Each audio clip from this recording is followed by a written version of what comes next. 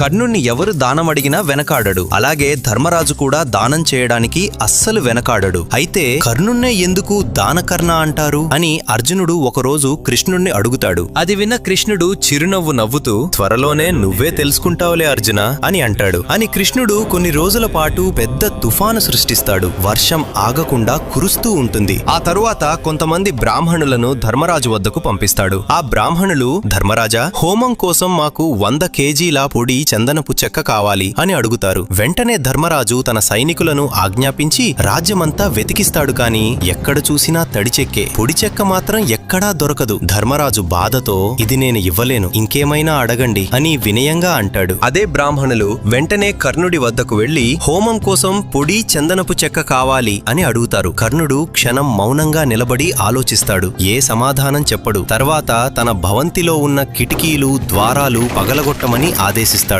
అలా వచ్చిన పొడి చందనపు చెక్క మొత్తాన్ని ఆ బ్రాహ్మణులకు అప్పగిస్తాడు. అప్పుడు కృష్ణుడు అర్జునుడికి అర్థమయ్యేలా చెప్తాడు. దానం ఇవ్వటం ధర్మం కనుక ధర్మరాజు ఇస్తాడు. కాని కర్ణుడికి దానం ఇవ్వడం అతని స్వభావం. అందుకే కర్ణుడినే దానకర్ణ అంటారు.